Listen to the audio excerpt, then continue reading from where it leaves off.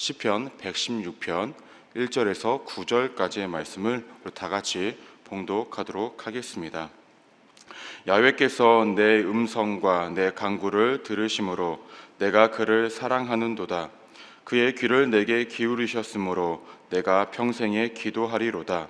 사망의 줄이 나를 두르고 수월의 고통이 내게 이르므로 내가 환난과 슬픔을 만났을 때에 내가 야훼의 이름으로 기도하기를 야훼여 주께 구하오니 내 영혼을 건지시옵소서 하였도다.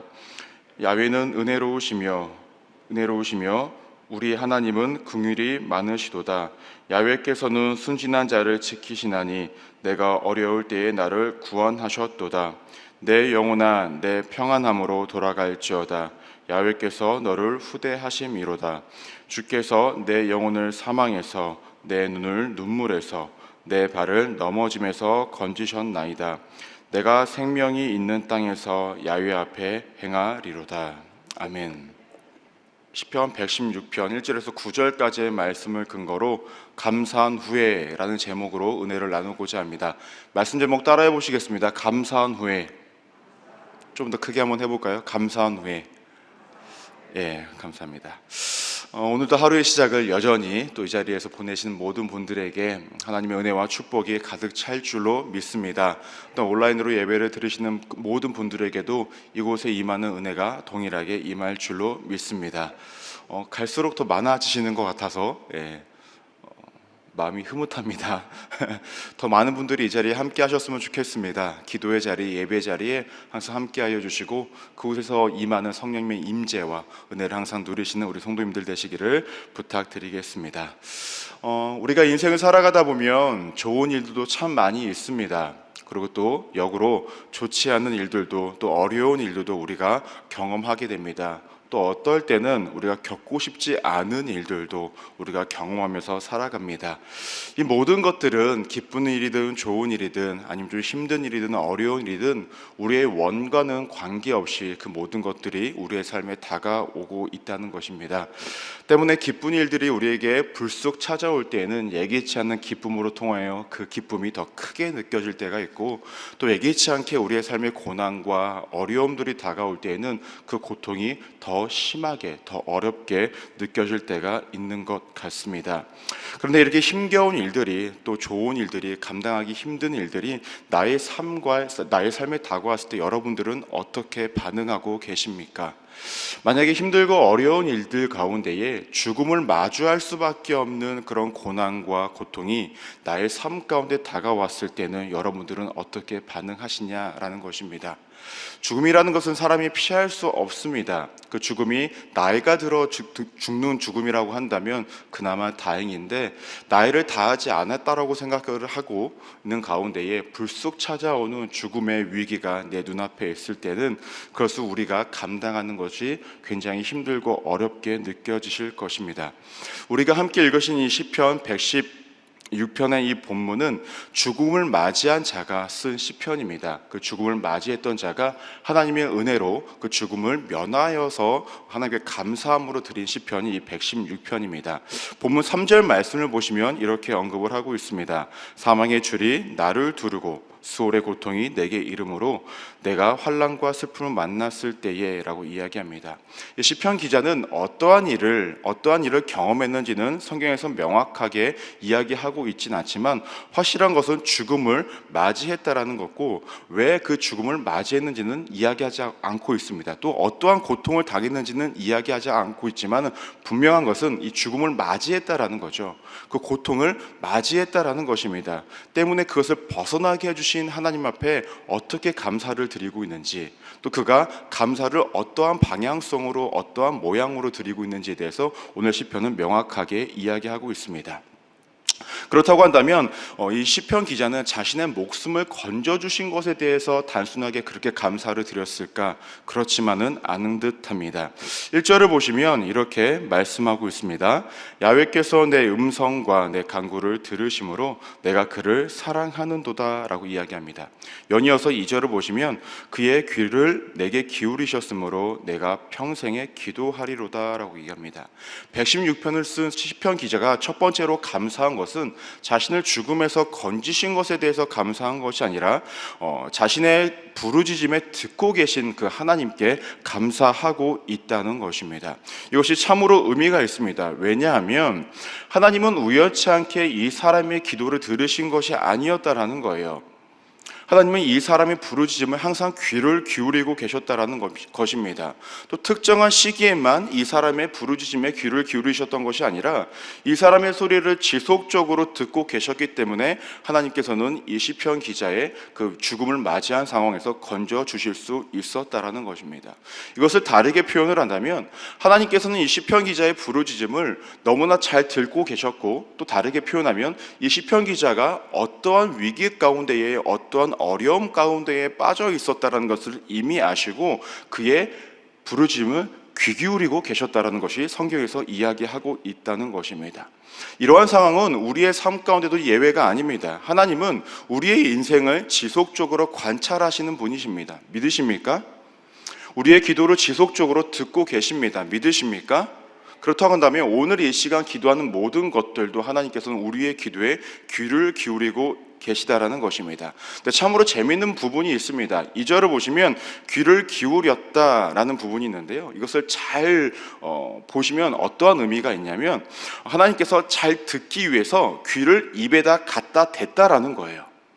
하나님이요, 이 부르짖는 자의 그 소리를 잘 듣기 위해서요, 귀를 갖다 대셨다라는 거예요. 이 말은 무엇을 의미할까요? 하나님께서요, 이 사람을 살리기 위한 적극적인 행동이십니다. 하나님의 노력과 하나님의 열심이 여기에 드러나고 있다는 것입니다. 오늘도 하나님은 여러분들의 간구하는 기도에 귀를 기울이심을 믿으십니까? 하나님은 여러분들의 기도를 듣기 위해서 오늘도 노력하시고 열심으로 여러분들과 함께하길 원하십니다. 오늘 그 믿음의 발걸음이 되시기를 소망하고 응답의 발걸음이 되시기를 주님의 이름으로 축원합니다. 근데 문제가 있습니다. 어떠한 문제가 있냐면 우리가 살다 보면 기도를 열심히 하곤 하는데 하나님께서 정말 내 기도를 듣고 계시는지에 대해서 의문이 들 때가 있습니다. 어떨 때 드십니까? 개인적으로는 오랫동안 기도했던 기도의 제목들이 응답되어지지 않았을 때에 그러한 마음이 참으로 많이 드는 듯합니다. 그래서 내가 열심히 기도하고 동일한 기도 제목으로 기도를 하지만 응답되어지지 않다 보면은 정말로 내 기도를 듣고 계신지, 나를 외면하고 계신 건 아닌지에 대한 의심이 들 때도 있고 의구심이 들 때가 있다는 것입니다. 하지만 오늘 시편을 보시면 명확하게 이야기하고 있습니다. 하나님은 하나님을 믿는 자들의 간구, 그 기도는 절대 외면하지 않으시고 절대 멀리 하시는 분이 아니시고 땅에 떨어뜨리시는 분이 아니심을 명확하게 알 수 있습니다. 출애굽기 2장 23절에서 2절 25절 말씀을 보시면 이렇게 언급하고 있습니다. 여러 해 후에 애굽 왕은 죽었고 이스라엘 자손은 고된 노동으로 말미암아 탄식하며 부르짖으니 그 고된 노동으로 말미암아 부르짖는 소리가 하나님께 상달된지라. 하나님이 그들의 고통 소리를 들으시고 하나님이 아브라함과 이삭과 야곱에게 세운 그의 언약을 기억하사 하나님이 이스라엘 자손을 돌보셨고 하나님이 그들을 기억하셨더라라고 얘기합니다. 이스라엘 백성들이 애굽에서 노예 생활을 할 때에 굉장히 고통스럽고 어려운 상황 가운데 있었습니다.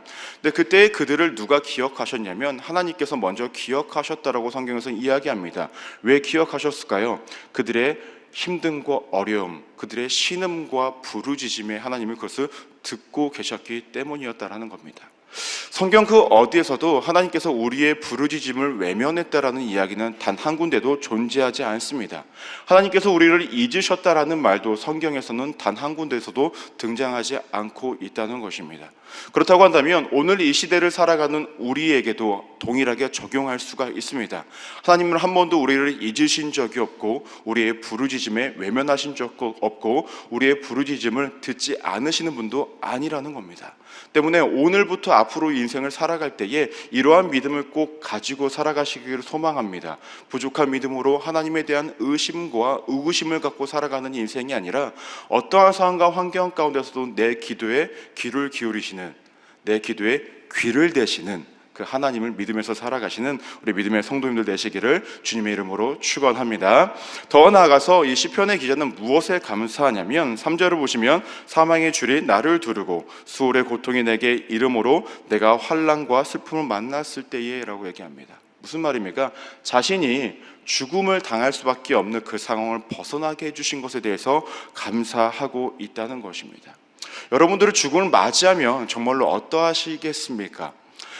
사역을 하다 보면 여러 가지 병들로 통하여서 아픔을 오랫동안 겪다가 죽음을 앞둔 분들의 그 상황을 보면 두 가지 반응이 있더라고요. 정말로 하나님과의 온전한 관계를 잘 맺으셔서 죽음을 두렵지 않게 받아들이시는 분이 있는 반면에 대부분의 분들은 보면은 그것에 대한 두려움과 공포를 항상 동반하면서 살아가시는 것을 볼 수가 있습니다. 사실 그것이 가장 현실적인 모습인 것 같습니다. 이 시편 기자도 어떠한 위기 때문에 죽음을 맞이하는 것이 두렵고 어렵다라고 느꼈는지는 알지 못하지만 일반적인 사람들과 크게 다르지 않은 모습 가운데 그 두려움을 갖고 살았겠죠. 하지만 여기서 건져주신 것에 대해서 하나님께 너무나도 감사를 드리고 하나님께 찬양하고 높이는 모습을 볼 수가 있습니다. 그런데 참으로 재밌는 것이 무엇인지 아십니까? 이 시편 기자는 단순히 감사합니다라는 고백으로만 끝났던 것이 아닙니다. 1절 말씀을 보시면 이런 말씀이 있습니다. 내가 그를 사랑하는도다 라고 이야기합니다. 2절 말씀을 보시면 내가 평생에 기도하리로다 라고 얘기합니다. 4절 말씀을 보시면 내가 야훼의 이름으로 기도하기를 이야기합니다. 제가 이 세 구절을 말씀을 드렸는데 공통된 특징이 무엇입니까? 그래서 내가 라는 말로 시작이 되어지고 있습니다. 내가 하나님을 사랑한다고 고백하고 있습니다. 내가 하나님께 기도한다라고 고백하고 있습니다. 하나님으로부터 죽음의 그 위협으로부터 벗어난 그 감사를 얻은 이 사람이 했던 행동은 무엇이었냐면 하나님을 사랑하겠다라고, 하나님을 사랑한다고 고백하고 실제로 사랑하며 살아갔다는 것입니다. 더 나아가서 하나님과 온전한 더 깊은 교제를 위해서 내가 기도하겠다라고 고백하고 있습니다. 그렇다고 한다면 우리는 은혜 받은 자의 삶은 어떠한 삶이 되어야 할까요? 하나님을 보다 더 사랑하는 삶이 되어져야 하겠죠. 하나님께 더욱더 간절히 기도하는 삶이 되어야 한다는 것입니다. 그것이 은혜 받은 자의 삶입니다. 여러분들은 어떠한 삶을 살아가기를 원하십니까? 단순히 내가 감사함을 얻고 그것으로 마무리 짓는 인생이 되기를 원하십니까? 아니면 이 시편 기자처럼 내가 감사함을 얻었을 때 하나님을 더욱더 사랑하겠다는 고백을 하기 원하십니까? 저는 여러분들이 후자가 되기를 소망합니다. 우리는 일반적으로 힘듦과 어려움으로부터 우리가 고통을 벗어났을 때에 대부분의 반응들이 그 상황을 벗어난 것에 대해서 하나님께 감사를 합니다. 물론 이것도 너무나 훌륭합니다. 하지만 이 정도 수준의 감사는요, 하나님을 믿지 않은 사람도 할 수 있는 감사라는 것입니다. 때문에 제가 감사가 무엇인지에 대해서 한번 고민을 한번 해봤습니다. 감사라는 것이 단순히 그 상황을 벗어난 것에 대해서 감사하는 것이 감사할까? 근데 이것은요, 제가 봤을 때 만족이 될 수 있다라고 생각이 들더라고요. 이 상황을 벗어난 것에 대해 감사는요, 마음에 안도감이 생긴 것이라고 생각이 되어지더라는 것입니다. 진정한 감사라는 것은요, 이렇게 한번 제가 정의를 내려봤습니다. 내가 할 수 없는 일을 하나님으로 통하여서 해결되었다라는 것을 인정하는 행위가 감사입니다. 왜 그럴까요? 감사는요, 내가 스스로 어떠한 것을 해결할 수 없기 때문에 어떠한 존재에 대한 도움이 필요하다라는 거예요. 그 도움을 통해서 내가 얻었기 때문에 감사하다라고 표현을 하는 거 아니겠습니까? 그렇다고 한다면 감사라는 것은 하나님의 도우심을 받았다라는 것을 전적으로 인정하는 행위라는 것입니다. 만약에 어려움으로부터 내가 무엇인가를 해결했다라는 것은 내 스스로 어떤 것들을 해결했다고 한다면 그것에 대한 감사가 생기기보다는 그 문제의 상황을 내가 벗어났다라는 것에 대해서 만족이 생긴다라는 겁니다. 안도감이 생긴다라는 것입니다. 그럼 거기서는 더 이상 감사가 생길 수 없다는 것입니다. 믿으십니까? 여러분들의 힘들고 어려운 상황을 벗어나게 해주신 분이 하나님이심을 인정하는 것이 감사라는 거예요. 더 나아가서 앞으로도 나의 삶 가운데에 이러한 어려움들이 있을 때 나의 삶에 개입해 주시는 분이 개입해 주신 분이 하나님이시라는 것을 인정하는 것이 감사라는 것입니다. 믿으십니까? 저는 이러한 고백이 여러분들의 삶 가운데 있기를 소망합니다.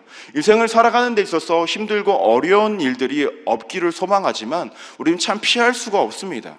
그렇다고 한다면 그 상황들을 맞이할 때 감사하십시오. 왜냐? 미리 감사하면 하나님께서는 우리에게 그 감사할 거리 더 차고 넘치게 해주신다라는 것입니다. 제가 예전에 설교 이 자리에서 했던 말이 기억이 났습니다. 감사는 감사를 낳습니다. 믿으십니까? 감사를 하시면 감사한 일들이 더욱더 많아질 것입니다. 왜냐? 하나님께서는 우리 입술의 고백대로 우리를 인도해 가시기 때문입니다. 여러분들의 삶 가운데 이렇게 감사할 거리들이 넘쳐나기를 주님의 이름으로 축원합니다. 연이어서 말씀을 보시면요, 이 시편 기자는요, 감사함을 느낀 다음에 새로운 것을 발견합니다. 하나님의 새로운 모습을 발견하고 있었다라는 거죠. 5절에서 6절 말씀을 보시면 이렇게 말씀하고 있습니다. 야훼는 은혜로우시며 의로우시며 우리 하나님은 긍휼이 많으시도다. 야훼는 순진한 자를 지키시나니 내가 어려울 때에 나를 구원하셨도다 라고 얘기합니다. 하나님은 은혜로우십니다. 의로우십니다. 긍휼이 많으십니다. 순진한 자를 지키십니다. 어려울 때에 나를 구원하시는 분이십니다 라고 얘기합니다. 자신의 힘들고 어려운 상황을 벗어난 다음에 하나님의 새로운 모습을 발견하게 된 거예요. 은혜로우시다라는 것은 나를 불쌍히 여기시는 분이라는 것을 깨달았다라는 것입니다. 의로우신 분이라는 것은 공평한 분이라는 것을 깨달았다라는 거예요.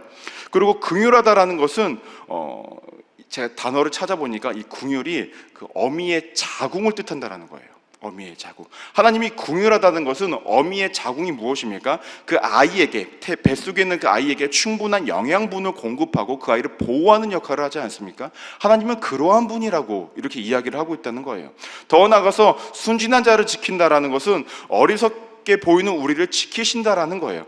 어려울 때 나를 구원하신다라는 것은 한 번 구원하신다라는 것이 아니라 과거부터 지금까지 앞으로도 나를 구원하시는 분이라는 것을 그가 발견했다라는 것입니다. 여러분들의 인생을 살아갈 때에 단순히 우리의 삶의 어려움을 벗어나게 해주신 분에 대해서 감사하는 걸로 끝나는 것을 하나님이 원하시는 모습이 아니라는 거예요. 하나님이 우리를 힘들고 어려운 상황 가운데서 건져주시는 것이 목적이 아니라 그 어려운 상황 가운데서 우리를 건져주심을 통하여서 내가 누군지를 발견하기까지 원하시는 것이 하나님이 원하시는 거라는 거예요. 믿으십니까? 단순히 감사하는 걸로 마무리를 짓지 마십시오. 그 가운데 내게 말씀하시는 것이 무엇인지, 하나님이 어떠한 분이신지에 대해서 여러분들 발견하시기를 소망합니다. 그 발견하신 하나님이 여러분들이 하나님이 될 것입니다. 때로는 우리가 하나님의 모습을 잊어버린 부분들이 있을 거예요. 힘들고 어려운 상황들이 계속 지속되다 보면 하나님이 은혜롭다라는 그 말씀이 잊어질 때가 있습니다. 근데 그 은혜로우신 하나님이 우리의 감사한 삶을 통해서 재발견되어진다고 한다면 다시금 그 모습을 기억하고 살아가시기를 소망한다라는 것입니다. 여러분들의 삶은 감사로 끝나는 것이 아니라 감사를 넘어서는 인생이 되어지기를 소망하고 그 가운데 새로운 하나님의 모습들을 발견하는 우리 믿음의 성도님들 되시기를 주님의 이름으로 축원합니다. 이러한 감사한 삶에 그 후에 어떠한 일들이 발생이 되어질까요? 말씀 8절에서 9절 말씀을 보시면 명확하게 나타납니다. 주께서 내 영혼을 사망에서 내 눈을 눈물에서 내 발을 넘어짐에서 건지셨나이다. 내가 생명이 있는 땅에서 야훼 앞에 행하리로다라고 얘기합니다.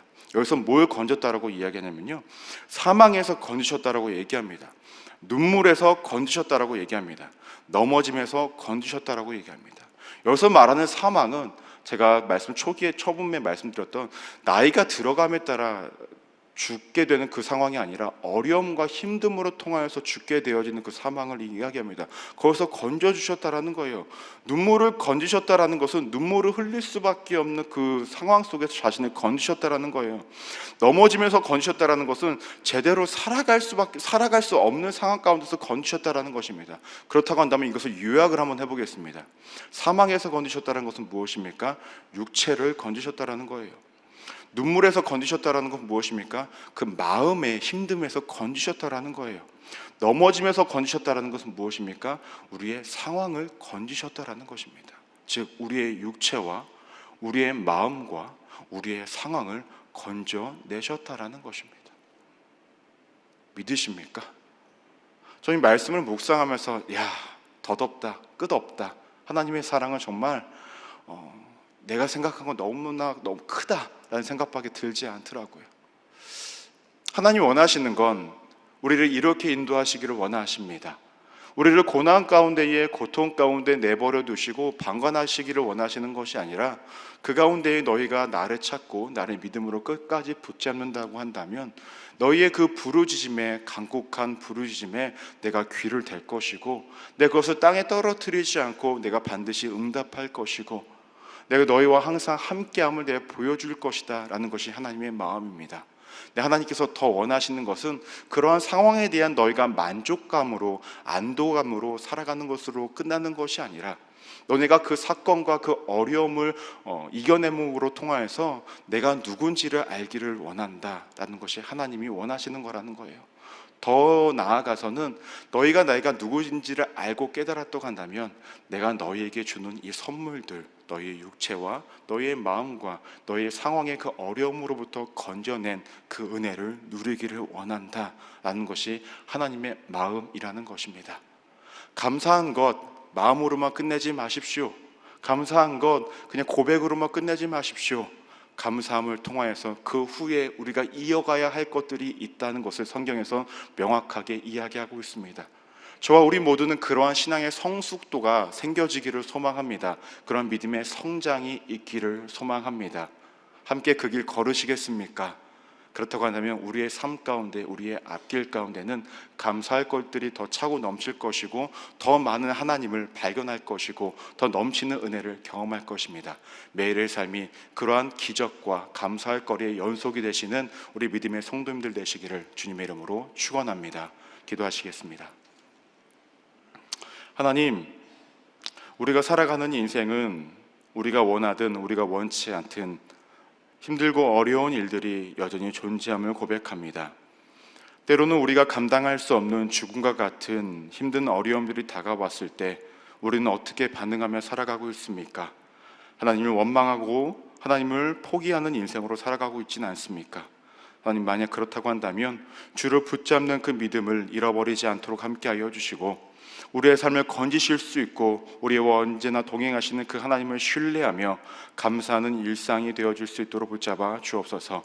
상황의 힘듦과 어려움을 벗어나는 것에 대한 만족으로 끝나는 인생이 아니라 하나님을 발견하는 인생, 하나님의 은혜를 누리는 인생, 항상 하나님과 동행하는 인생 될 수 있도록 하나님 그렇게 인도하여 주옵소서.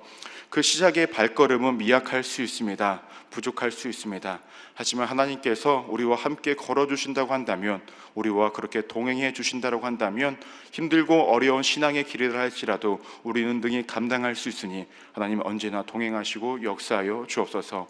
이제 하나님, 우리가 기도하려고 합니다. 삶의 무거운 짐들, 어려운 짐들 이 자리에 가지고 나와 주 앞에 간절히 부르짖으오니 오늘 시편의 기자에게 귀를 기울이셨던 그 하나님이 이 시간 나의 하나님이 되어 주셔서 나의 기도에 귀를 기울여 주시고 나의 기도에 응답의 역사가 일어나게 하여 주옵소서. 모든 문제는 하나님께 내어 맡기니 돌아가는 발걸음은 가벼운 발걸음으로 돌아가시는 우리 믿음의 성도님들 되어지게 하여 주옵소서.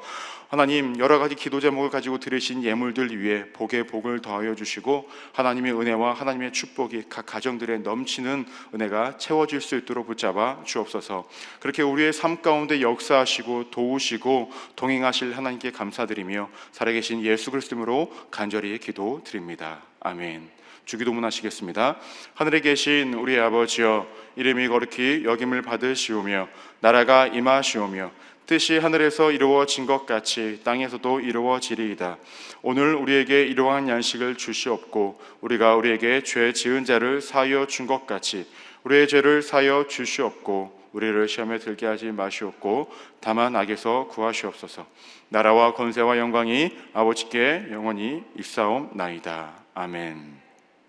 이제는 기도하는 시간입니다. 나라와 민족을 위해서 또 여의도 순복음교회와 유영훈 대표 총회장님을 위해서 기도해 주시길 바랍니다. 또 여의도 순복음 분당교회와 우리 황선우 담임 목사님의 사역을 위해서 기도해 주시고 우리 선교사님들 위해서도 기도해 주시길 바랍니다. 또 성령 충만과 개인 문제 해결을 위해서 또 주신 말씀을 기억하시면서 우리 주여 세 번 외치시고 간절히 기도하시겠습니다. 주여, 주여, 주여.